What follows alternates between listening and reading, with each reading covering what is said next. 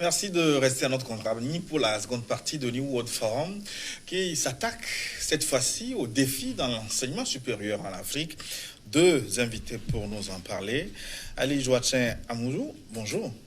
Bonjour, cher ami. Monsieur Amouzou, vous êtes le directeur général de l'Institut Polytechnique des FITEC, une école d'enseignement supérieur basée au Togo. Vous opérez, ça fait une quinzaine d'années déjà. Hein? Absolument. C'est depuis 2002 que nous avons lancé l'école des FITEC. Pour gagner de l'argent, quels sont les défis qui vous ont envoyé dans la Au départ, non. C'est pas avec une école qu'on gagne de l'argent. Non. J'étais plutôt dans le domaine de l'informatique. Et on recevait des stagiaires. On a vu que bon, le niveau en informatique, c'était pas totalement ça. Et on a décidé d'y aller pour apporter notre petite pierre à la formation de nos jeunes frères. Vous regrettez aujourd'hui Pas du tout. Pas du tout. Je suis même très content et très fier de ce que mes équipes et moi, nous avons pu faire. Je suis très heureux. On aura l'occasion de creuser davantage cet aspect. Avec vous, docteur Martin Petit-Messi, bonjour. Bonjour. Vous êtes le directeur général de WANAM International, qui est une école d'accréditation, de certification. Comment faut-il la présenter? Ben, on la présente comme une école accompagnante, une école qui apporte une innovation pédagogique qui est la certification, axée sur les compétences, axée sur les valorisations des individus, sur ce qu'ils savent faire, et aussi offrir des possibilités aux jeunes aujourd'hui qui en ont besoin et qui sont aussi dans la dynamique de professionnaliser leur savoir. Voilà l'objectif de WANAM International. Alors, donc, le thème de notre rendez-vous, les défis de l'enseignement supérieur en Afrique, je voudrais avoir votre avis sur la qualité des ressources humaines en Afrique, en relation avec une déclaration récente du président béninois, Patrice Talon, qui était en visite en France. À l'issue de cette visite, il déclarait que son pays était devenu un désert de compétences. Alors, il y a contraste. Comment on peut avoir autant d'universités en Afrique et parler de désert de compétences? D'abord, est-ce que vous êtes en phase avec cette déclaration, monsieur Amouzou Joachim? Absolument pas. Ah non, pas du tout. Monsieur Bokor, vous n'êtes pas aussi mauvais que ça. Vous avez fait vos études ici. En tout cas, moi, j'ai fait mes études à Lomé. J'ai fait l'université de Lomé et je ne pense pas que je sois mauvais. C'est une affirmation que je ne comprends même pas. Elle est gratuite selon vous? Elle ne correspond pas à la réalité? Elle est gratuite. Bon, disons qu'en partie, je ne sais pas réellement ce qu'il veut dire. Il y a eu un moment au Bénin où les cerveaux sont partis. Et la révolution. Mais ça ne veut pas dire que ceux qui sont formés localement ne sont pas bons. Si c'est ce qu'il veut dire, je le conteste complètement. Moi, j'ai fait mes études secondaires au lycée Bianzin à Porto-Novo, avec un bac C à la clé. Et je suis arrivé à Lomé, je me suis défendu sans problème. Après ma maîtrise à Lomé, à l'université de Lomé, je me suis retrouvé en France, à l'université François Rabelais de Tours. Ben, je m'en suis sorti haut les mains, sans aucun problème. Donc cette affirmation, je la trouve un peu gratuite. Le problème que nous avons peut-être, c'est l'adéquation entre les parcours qui sont délivrés et nos besoins. Oui, mais dans ce cas-là, ça veut dire qu'il a raison. Si nous avons des gens qui sont formés pour des besoins qui n'existent pas, est-ce que... Il y a un travail à faire, pas pour des besoins qui n'existent pas. Les besoins existent, mais c'est une histoire de quantité, je vais dire. C'est-à-dire, dans certains domaines, on aurait besoin de plus de cadres, et dans d'autres, pas autant. Bon, mais dire que Ah non, je ne suis pas du tout d'accord avec lui. Petit Messi? Non, moi, je vais juste apporter une observation et un commentaire par rapport à ça. Je ne peux pas dire que je suis d'accord ou pas d'accord, parce que je regarde le problème sur l'angle de celui qui l'a dit. Monsieur Patrice Talon, son Excellence, président de la République du Bénin, c'est un entrepreneur. Donc, il dit la chose, selon moi, selon ma compréhension, dans un angle entrepreneurial. Et aujourd'hui, l'université en elle-même devait être un lieu d'entrepreneuriat. Parce que l'université elle-même est la première ressource Vous voyez? Alors, lorsqu'on parle de désert de compétences, pour lui, est-ce que, en tant qu'entrepreneur, il n'est pas en train d'évoquer un manque d'entrepreneuriat qui se manifeste dans le monde universitaire? Parce que le premier entrepreneur d'un jeune, c'est l'université. C'est ce que ça devait être. OK? Alors, l'université étant le lieu par excellence, le point focal, où les compétences pour un meilleur entrepreneuriat ressortent, il y a peut-être problème à ce niveau. Donc, pour vous, les universitaires ne font pas assez d'entrepreneurs? Oui, je pense que c'est dans cet angle-là que nous sommes aujourd'hui. L'université ne produit pas d'entrepreneurs. Mais si c'est vrai, peut-être dans les universités publiques, mais les privés apportent quand même une réponse à ce que vous... Bon, vous savez, l'adhésion des privés a été une innovation, parce que les privés ont apporté une innovation organisationnelle et pédagogique, ce qui faisait défaillance dans le secteur public. Alors, dans le secteur public, l'idée d'université entrepreneuriale pose problème, parce que les produits qui dérivent, les produits structurants qui ressortent ne sont pas des créateurs. Et ils n'endossent pas des titres leur permettant d'aller dans la professionnalisation de l'offre ou de l'emploi qui s'offre à eux. Ils sortent avec des diplômes, pas des qualifications professionnelles. Et dit qu'il y a un problème, cela ne veut pas simplement dire que le problème c'est individuel. Non, le problème est lié à la structure organisationnelle et pédagogique qui est offerte. Voilà, dans la structure organisationnelle et pédagogique, est-ce que les filières sont professionnalisées? Est-ce que les méthodes d'enseignement permettent à un étudiant qui y ressort d'être créateur? Je pense que M. Amoussou le disait tout à l'heure, il est sorti d'un cursus scientifique, un domaine où structurellement et pédagogiquement, les gens n'y sortaient pas pour créer. Alors si lui, il a anticipé, voilà, aujourd'hui, c'est tout à son honneur d'être créateur, d'être entrepreneur, parce que lui, il en a utilisé ses gemmes, son ADN très tôt, et mettre ça en valeur. Mais combien sont, M. Amoussou, combien sont M. Messi? Je pense que là, c'est là le problème. Oui, si vous avez quelque chose en commun, il me semble que ce sont les mathématiques. Hein. Oui. Il a fait les mathématiques aussi. Disons que le président Talon, suite à cette déclaration, a fait rentrer au Bénin beaucoup de cadres qui évoluaient en Europe. Aujourd'hui, ça tonne fort à Cotonou.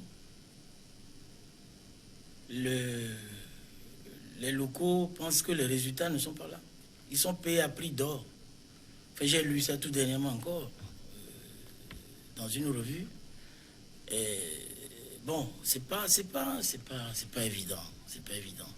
Et je vais le dire plus simplement. Ici, on dit comme moi, j'ai fait l'université de Lomé.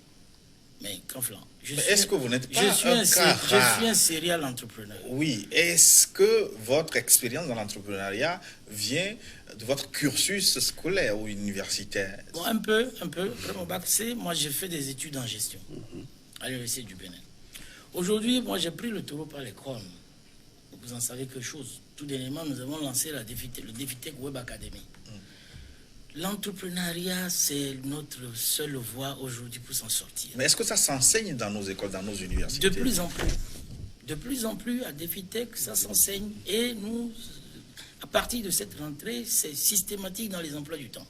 Parce que c'est la voie qui nous reste pour lutter contre le chômage. Et si vous prenez donc, pendant plusieurs années, ces modules n'ont pas existé dans l'enseignement supérieur, c'est normal qu'aujourd'hui, on parle de désert de compétences, non? Non, il faut dire aussi que, même en Europe, là-bas... Ou disons des aides compétences pratiques. Oui, peut-être. Les universités sont plutôt des centres de recherche qui devraient arriver à de la professionnalisation qui devait déboucher sur la mise en pratique des résultats de ces recherches-là. Bon, nous avons quand même quelques petites lacunes de ce côté-là, mais les gens travaillent ardemment aujourd'hui à régler ce genre de problème. Lorsque vous prenez le dépliant de DEFITEC aujourd'hui, il s'est mentionné clairement là-dessus que ça se fait sur 2 pieds. Un pied qui consiste à former des cadres compétents, capables d'affronter des tests de recrutement et de pouvoir se faire recruter et être employés. Mais deuxième pied, c'est que ces cadres-là doivent être outillés pour devenir employeurs. Mais ça, c'est ce qu'on écrit. Mais dans la pratique, est-ce qu'on a les résultats? Ça, c'est un autre problème. C'est ce que nous sommes en train de démarrer, je te dis. Oui, vous dites ce qu'on est en train de démarrer, mais oui, pour oui, avoir oui. les résultats, ça veut dire que le passé a été quelque chose de désastreux, non? Pas désastreux. Désastreux, c'est trop dire. C'est que, vous savez, on a ce problème en Afrique. Les jeunes pensent systématiquement que pour entreprendre, il faut beaucoup d'argent, il faut beaucoup de moyens. Nous devons, enfin moi c'est ma dernière bataille, pardon. Nous devons les amener, leur parler, les éduquer, les amener à comprendre que, comme l'a dit Bill Gates, on peut naître pauvre, mais en mourir pauvre, ce serait une faute. Ouais. Moi, je voulais juste ajouter quelque chose en accompagnement de ce que vous venez de dire tout à l'heure. Je vous dis, aujourd'hui, les principales innovations, c'est l'entrepreneuriat universitaire. Et où l'accès? Il faut l'accès comme un outil de développement. Vous voyez? Voilà. Aujourd'hui, toute connaissance qui valorise les compétences doit être utilisée comme un outil de développement d'un pays. Alors, il y va sans dire que toute structure qui a pour vocation de former, toute structure qui a pour vocation de donner à l'élite le savoir doit harmoniser sa formation en l'accent structurellement dans le sens du développement de ce pays. Mais qui fait ce travail? Est-ce que ce sont les apprenants, les enseignants ou le système éducatif lui-même? Oui, c'est une trinité. Je pense qu'aujourd'hui, il y a une corrélation entre c'est-à-dire l'enseignement, l'action, c'est-à-dire l'offre, l'enseignant qui est aussi chercheur. Vous voyez, celui qui est acteur entrepreneurial, c'est un créateur, c'est un simulateur, c'est quelqu'un qui met en avant des idées, des activités innovatrices nécessaires au développement de son pays. Alors, lorsque cela est transmis aux apprenants, c'est aussi dans l'élan de générer, de multiplier les possibilités. Je pense que nous sommes tous à la quête de développement de nos pays. Vous voyez la Chine, ceux qui fabriquent aujourd'hui des jouets, ce sont des étudiants. Ceux qui fabriquent des outils que nous manipulons. Oui, c'est quoi? C'est l'adéquation qui a été faite à travers la formation qui a été reçue, ok? Et ils le transforment en action. Donc, cette adéquation aujourd'hui est indispensable. C'est ce que nous appelons entrepreneuriat universitaire. Nous sommes en train de quitter dans le sens des filières où nous parlons de professionnalisation. Un étudiant qui sort d'une université doit être un individu compétent et professionnel, prêt à mettre en pratique ce qui lui a été transmis. Il y a aussi un problème. Le transmetteur, c'est-à-dire l'instructeur, doit aussi avoir des outils qui lui permettent. On observe ce problème aujourd'hui dans le monde des universités privées. Je pense qu'il y a un effort assez qui est fait. Les enfants sortent avec des qualifications qui leur permettent d'être directement utiles. Mais dans le domaine public, il y a encore ce problème parce que l'innovation au niveau des filières, l'innovation au niveau de la transmission n'est pas adéquat. Donc, le produit fini n'est pas directement entrepreneuriable. C'est un produit qu'il faut encore transformer. Or, ce qui crée cette inadéquation. Donc, aujourd'hui, je voulais dire par là, l'entrepreneuriat universitaire se veut uniquement un cadre d'incubateur pour permettre à un pays de se développer. Et je repose la question, à qui doit revenir ce travail-là? Est-ce que ce sont les créateurs d'écoles d'enseignement supérieur, le ministère, ou c'est tout ce monde à la fois? C'est un ensemble. Même les pays développés, la France, moi j'y suis passé, c'est maintenant que la France est en train de professionnaliser de plus en plus ces enseignements. Et avec l'arrivée de la nouvelle équipe qui est très volontariste sur ce plan-là, aujourd'hui la FinTech, comme même il l'appelle, est en train d'avancer à pas de géant. Mais qu'est-ce qui fait ce fossé entre le monde anglo-saxon et les francophones? Les anglo-saxons ont toujours été pratiques, c'est-à-dire que le diplôme compte très peu chez les anglo-saxons et on te juge par rapport à ce que tu sais faire. Ah oui, voilà. Tu as beau brandir un gros diplôme d'ingénieur, on va te faire passer à la moulinette, tu vas faire les trucs des ouvriers avant de monter. Bon, mais tout ça avance. Même à Lomé, l'université nationale, des choses sont faites. Et vous allez remarquer qu'au niveau de l'université, il y a des facultés, mais il y a des écoles. Au niveau des écoles, même au niveau de certaines facultés, il y a beaucoup de recherches que les gens essayent de concrétiser. Par exemple, l'énergie solaire, ça fait des années que les gens travaillent dessus au niveau de notre université. Depuis le professeur Inevi jusqu'au professeur... Mais est-ce que ça Napo. avance, justement? Non, C'est ça ça le problème, avance, parce qu'on a il y a des l'impression choses. qu'on va à reculons. Non, pas du tout. Peut-être qu'ils ne communiquent pas assez. Moi, je les ai approchés, ça avance. Hein. Ils font des choses là-bas. Il était même question à un moment donné que l'éclairage de l'université soit assuré par eux-mêmes. Bon, je ne sais plus ce que ça a été donné, ce qui a été fait. Bon, mais il y a des choses qui se font. Lorsque vous prenez le CIC, le Centre informatique et de calcul, des cadres vraiment compétents sortent de là. Des cadres vraiment compétents, hein, moi je peux le confirmer. J'étais en Afrique dans la semaine, un étudiant du CIC qui travaille aujourd'hui comme ingénieur chez Google. Absolument, le CIC sort des cadres vraiment compétents. Bon, moi je peux juste dire par là que c'est pas aussi facile, c'est un peu difficile. Parce que si on prend un ratio, ça fait un enseignant sur 90 étudiants. Ce n'est pas un ratio facile. Vous voyez? Alors, et lorsqu'un effort est fait... Seulement? Bon, c'est le ratio. Vous avez ces statistiques-là? Oui, c'est les dernières statistiques de l'OIF, où effectivement... Non, ce 90 ratio, ici, de la à francophonie. Lomé? oui, bien sûr. À l'université de Lomé, là? Un enseignant sur 90 étudiants. Moi, je C'est pensais des que statistiques c'était assez plus, viables. Voilà, vous voyez? Et ça pose un problème. Au niveau du CARA, c'est un enseignant sur 60. Un enseignant pour 60. Pour 60. Au niveau, je vous donne les statistiques encore, au niveau du CARA, nous avons environ 52 000 étudiants. Au niveau de Lomé, 52 000 étudiants. Au niveau du CARA, environ 10 000. Et si nous prenons un ratio d'un enseignant sur 90 000, vous voyez à peu près. Pour 90. Pour 90 000. Et au niveau... Non, pas pour 90 000. Pour 90, pardon.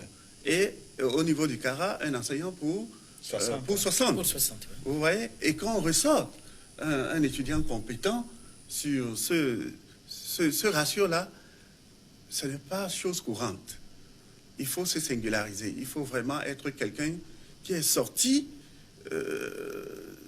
à part. Moi, j'aurais aimé que ce ratio en termes d'enseignants soit un peu vraiment à la moyenne. Mais c'est une question de moyens. Maintenant, Voilà. Donc là, c'est là où je voulais en venir. Parlons aussi C'est de là où je voulais en venir. Parlons aussi de ceux Ouais. qui enseignent.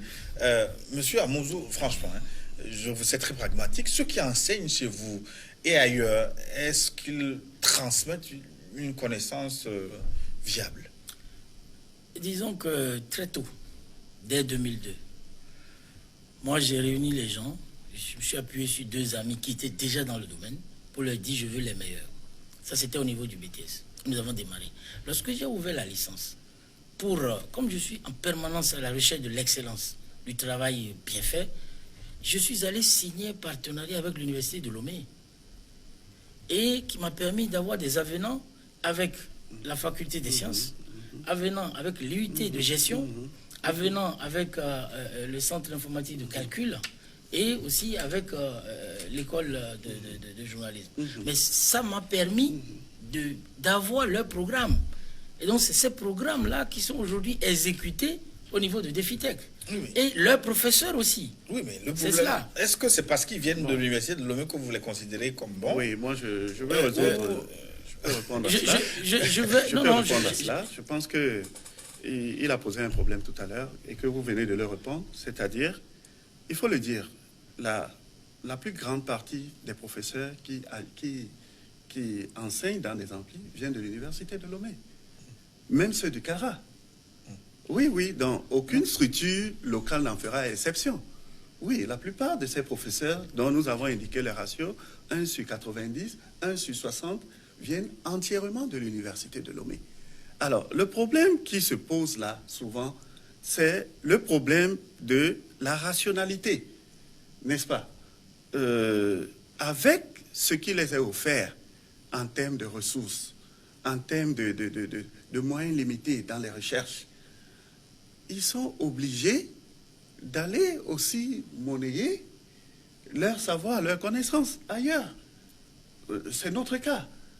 C'est le cas, moi, j'ai fait une université américaine, vous voyez, mais il n'y avait pas ce décalage aussi criard qui est observé. Si aujourd'hui, une institution privée les utilise et les offre les conditions les plus optimales pour exercer, je pense qu'ils donnent le meilleur d'eux-mêmes. Oui, mais est-ce que ça ne pose ce pas que problème aussi lorsque nous parlons de ces écoles-là, de surtravail? De dire, oui, mais s'ils sont à l'université, ils sont dans les privés, ils sont sollicités partout.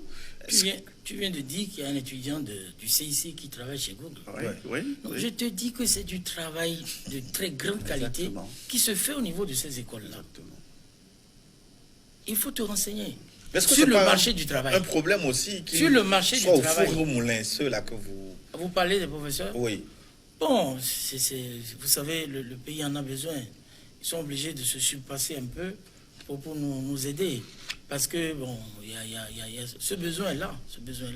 Mais actuellement, l'université est en train de développer une politique de recrutement où ils prennent des doctorants et qu'ils poussent jusqu'au niveau... ils les prennent au départ, ils les poussent jusqu'au doctorat et plus.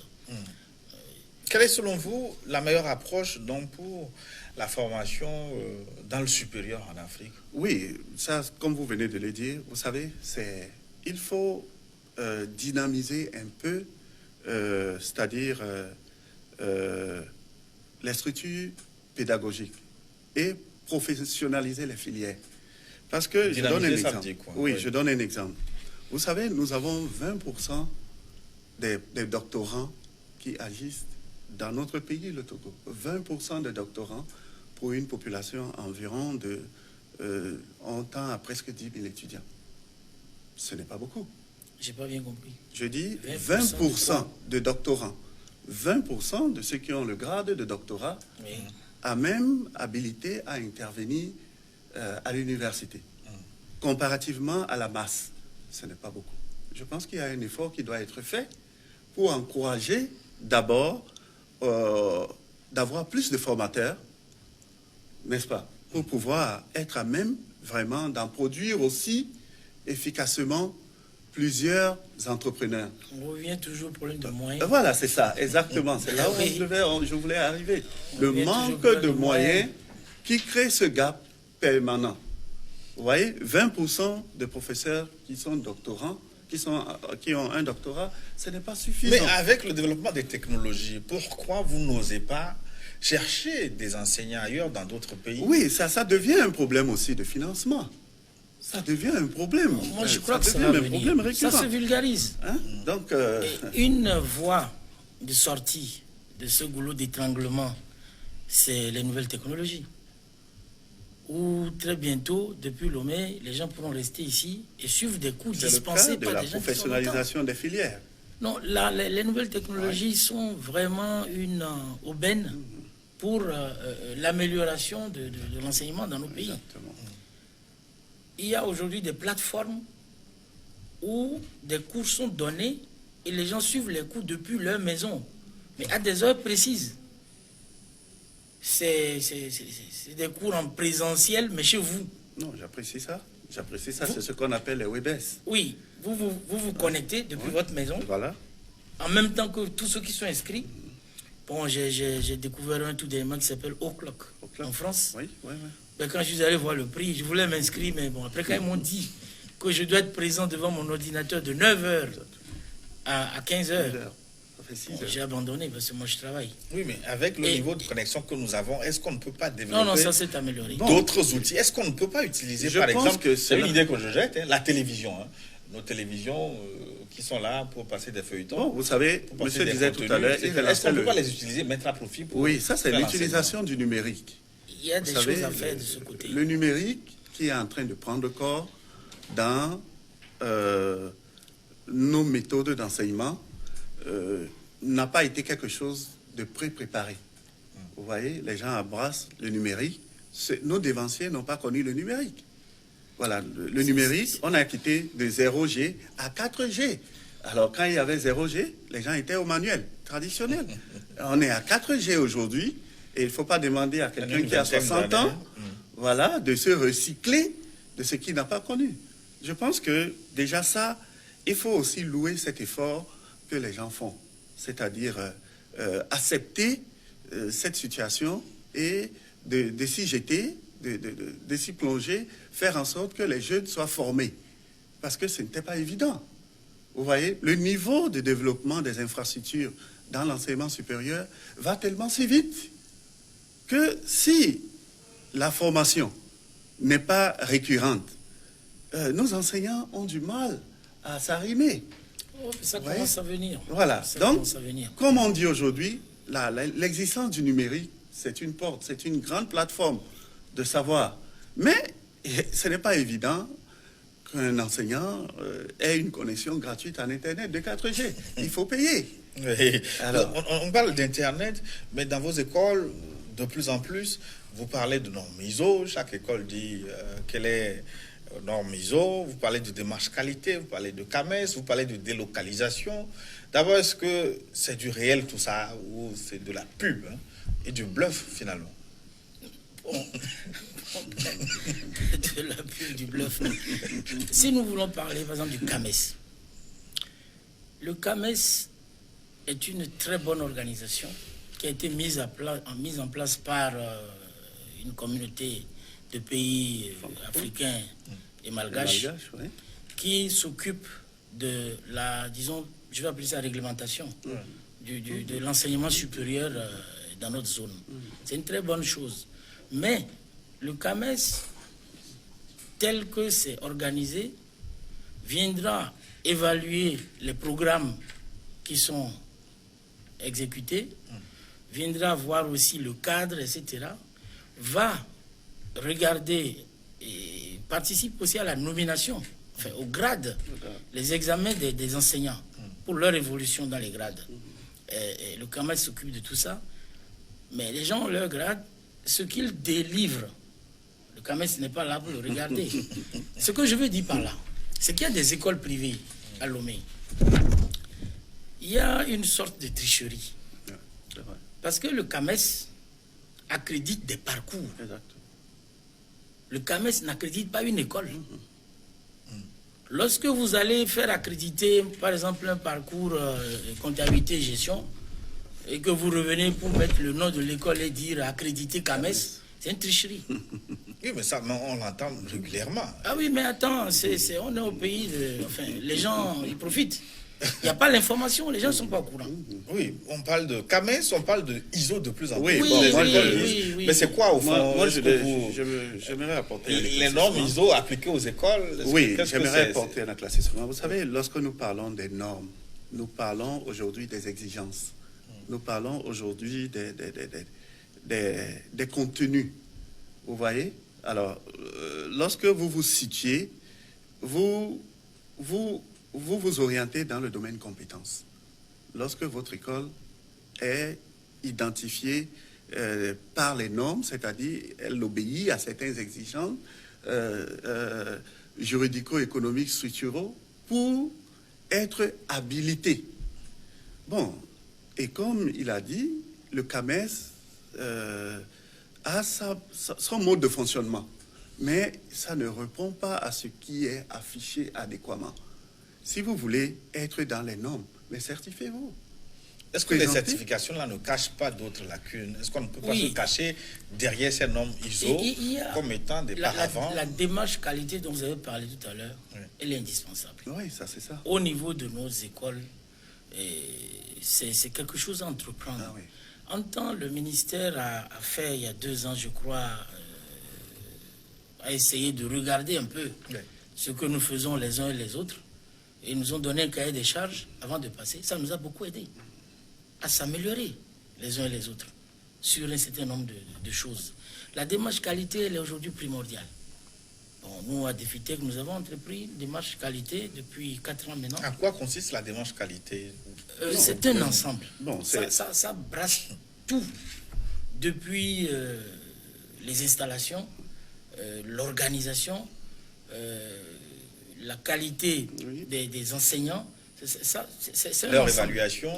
Leur évaluation. Il y a des modes d'évaluation. Il y a aussi un engagement. J'étais sur le site de Cames hier. Ils ont lancé, j'étais même pas au courant, j'ai vu là-dessus hier nuit, qu'ils ont lancé un truc d'évaluation volontaire. Oui. Où l'école va se faire évaluer par rapport à des choses qu'ils ont mises en place. J'ai trouvé ça très intéressant. Mais il faut s'inscrire. Il y a une date limite, je vais le faire là. Non, moi je pense que obéir aux normes, comme on se l'a dit tout à l'heure, c'est aussi des engagements. Vous voyez, si vous n'avez pas qualité à vous engager, à offrir quelque chose, ne le faites pas. Parce que l'obéissance aux normes demande une certaine discipline d'opérationnalité. Et nous sommes dans un domaine pédagogique qui est aujourd'hui assimilable à un domaine de développement. Si vous échouez, vous avez échoué à votre développement. Donc, l'application des normes est beaucoup plus aidant. Lorsque vous appliquez les normes, c'est-à-dire vous vous engagez résolument à faire des choses pour que la réussite soit palpable. Qui vous contrôle? Vous, par exemple, à Wanam International, Oui. qui vous contrôle? Oui. D'abord, nous avons une autorité de tutelle, nos ministères. Non, je parle des normes ISO dont on... Oui, les normes sont des normes structures, les normes sont des structures qui sont gérées par des organismes qui reconnaissent aux institutions les capacités de fonctionnalité et d'opérationnalité. Mais est-ce que ces structures viennent vous inspecter? C'est devenu La preuve en est que ces structures nous évaluent régulièrement. Comment? Je prends un exemple. Ouais. Il est exigé à un centre, par exemple, c'est bien d'être centre person view, d'avoir une moyenne de 92 points sur 100 pour connaître comment administrer des programmes. Si vous avez 90, vous avez échoué. Donc, cette structure qui est person view, qui vient et qui vous dit non, évaluez-vous pour que nous sachions si vous êtes à même de piloter nos programmes. Et il vous donne un exercice où il vous demande 92 sur 100.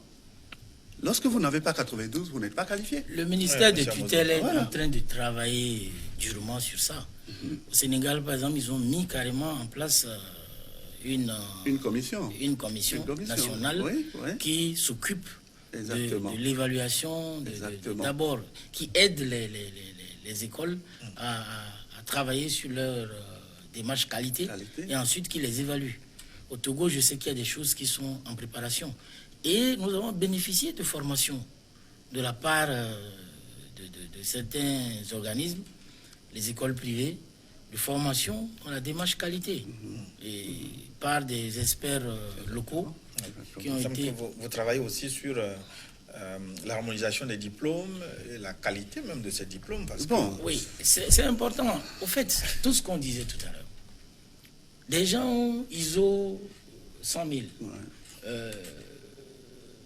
comment vous appelez l'autre, accréditation, CAMES, tout ça. Mais le ministère, d'abord déjà au Bénin, vous savez que depuis l'année dernière au Bénin, la licence est aujourd'hui un diplôme d'État. Ah oui, c'est ça. Au Togo, le BTS est un diplôme d'État. Ah oui. Donc lorsque les gens me parlent de CAMES pour le BTS, je dis c'est une ânerie. Exactement. C'est un diplôme d'État. Donc nous sommes tous à la même enseigne. Et je ne sais pas si vous connaissez les résultats. Ceux qui ont le CAMES, ISO 100 000, etc., nous présentons tous des candidats pour cette évaluation nationale. On sait ce que ça donne. Mais je suis très heureux que d'ici l'année prochaine, suivant les déclarations du ministère, la licence aussi deviendra un examen national. Vous pensez que c'est mieux? Parce qu'il y a trop de désordre. Moi, je voulais juste apporter... Il y a trop de désordre. Parce qu'effectivement, comme il le disait tout à l'heure, la licence, elle doit être une licence professionnelle.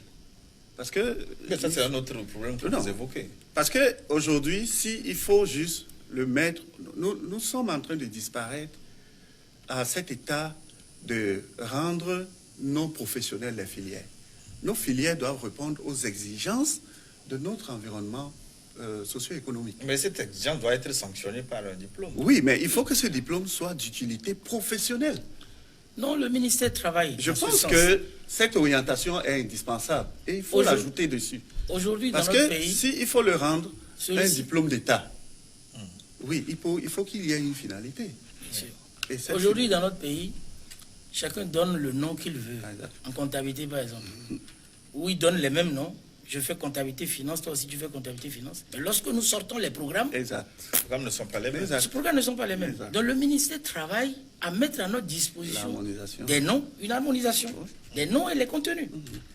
Et nous serons tous évalués par rapport à ça. Exactement. Et c'est parce qu'il y a un petit désordre où chacun se lève, il fait comme il veut, avec Non, c'est accréditation. pourquoi j'ai dit tout à l'heure qu'il faut une organisation Mais structurelle. le problème, quand on dit l'administration travail, je n'aime pas beaucoup parce que ça met trop de temps pour faire ce travail. Si on s'assoit en 1 semaine, 2 semaines, est-ce qu'on ne peut pas faire ce travail? C'est monsieur pas Abdou? si évident que ça. Ah non, c'est pas si évident que ça. Il faut leur rendre hommage. Ils se débrouillent là-bas. C'est toujours des questions de moyens. Justement, quand on parle de moyens finalement, est-ce que l'Afrique va avoir les moyens nécessaires pour faire l'enseignement supérieur? Je suivais un documentaire la semaine dernière, les cours, les enseignements dans le supérieur aux États-Unis par exemple, ça coûte la peau des fesses. C'est une affaire de millions et de millions pour un individu. Moi, bien sûr, pour c'est avoir la bien. qualité. Est-ce que nous pouvons faire un enseignement supérieur de qualité en Afrique Voilà. par Moi- rapport aux moyens dont nous disposons? Moi, je vous le dis très bien. Moi, j'ai fait l'université de Loyola, le centre en statistique. Les crédits sont payants. Non, il faut éviter de penser que lorsque nous appliquons, nous quittons des principes des matières au crédit. Les crédits sont payants. Et ici aussi, les crédits... Bon, il faudra vraiment le singulariser parce que il faudra définir un volume de crédit par rapport à ton budget. Oui, c'est parce que dans ces pays-là, c'est comme ça que ça s'opère. Si tu prends 20 crédits, tu payes pour 20 crédits. Si tu prends... Donc, il faudra qu'aujourd'hui, il y ait cette information, cette connaissance que, écoutez, vous ne faites pas les choses parce que ces choses, vous les avez comme un acquis. C'est des produits payants.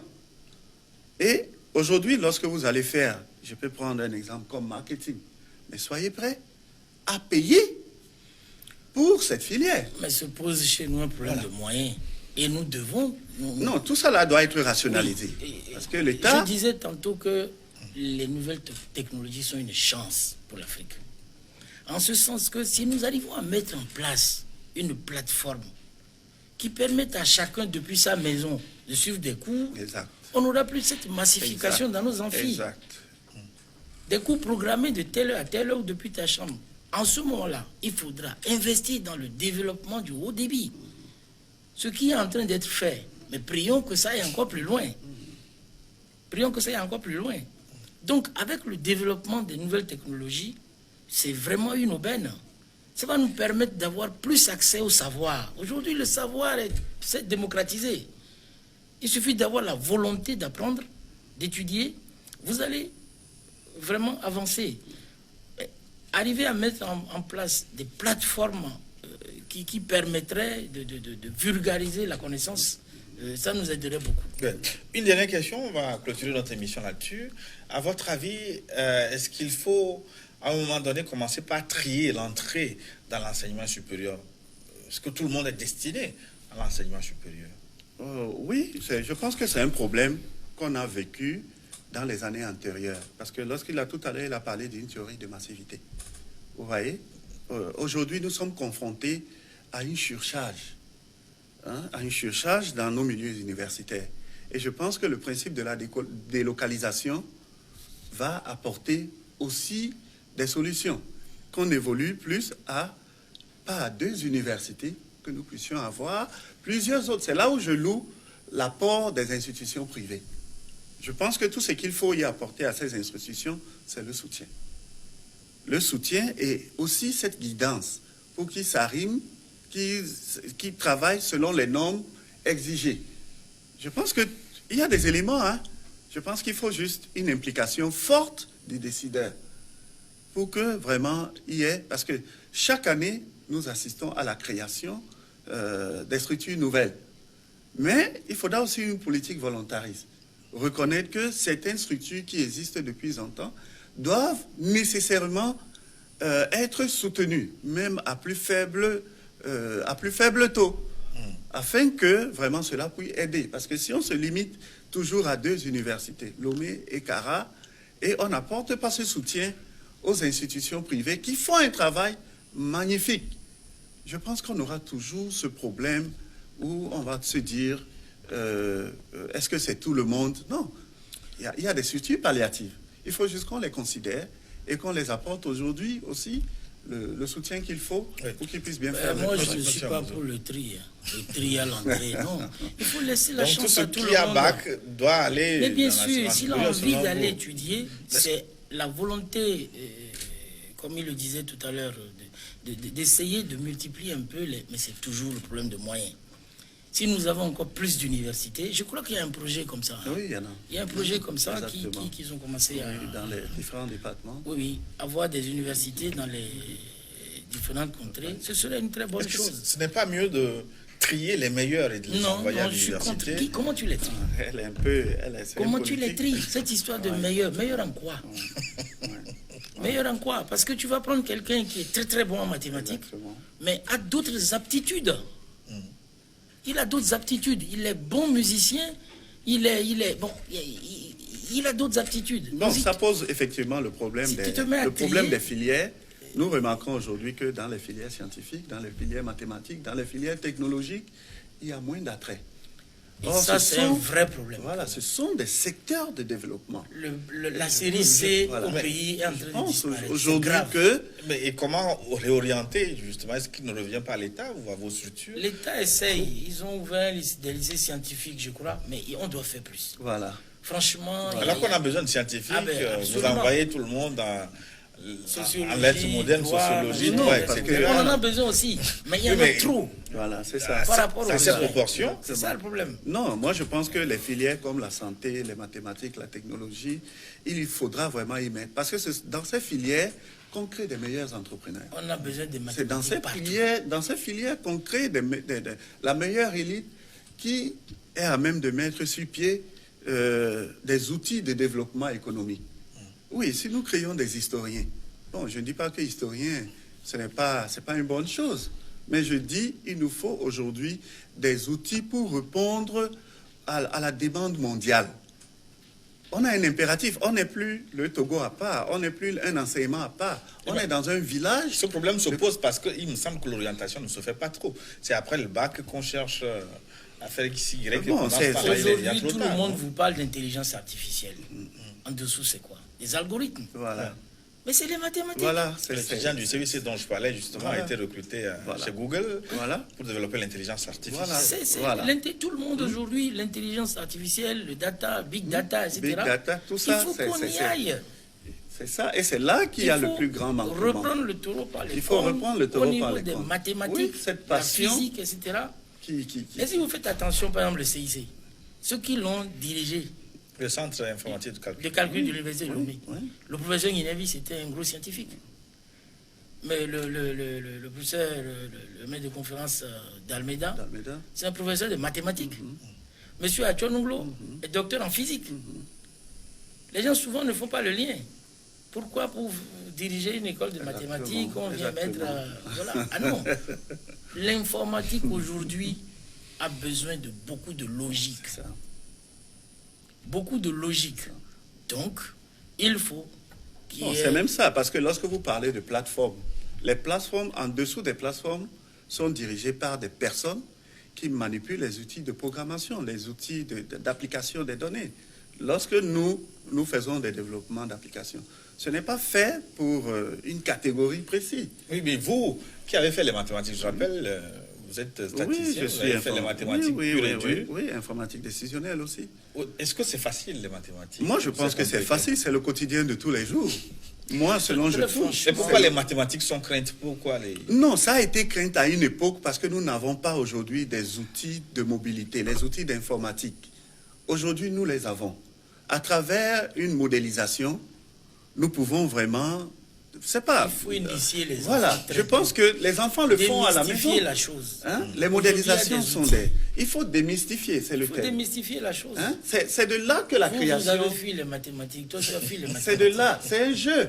Je n'aime pas beaucoup les chiffres. Bon, c'était comme ça avant, parce que le professeur Et qui peut-être venait, un il a professeur- parlé d'un de mes professeurs tout à l'heure, qui venait, déjà sa présence dans la salle de cours faisait peur. Parce que il va mettre une équation logarithmique au tableau et tout le monde, il va dire c'est 10 minutes. Mais tout ça, c'est un jeu. Aujourd'hui, on a ces applications-là même dans nos mobiles, même dans nos maisons. Même. Bien sûr. Il faudra nécessairement revenir à ces principes Oui. qui ont permis aujourd'hui d'avoir ces références-là. Ouais. C'est parce qu'on ici écarte et on a ce problème qui se pose à nous, de développement. On arrive à la fin donc, de notre émission.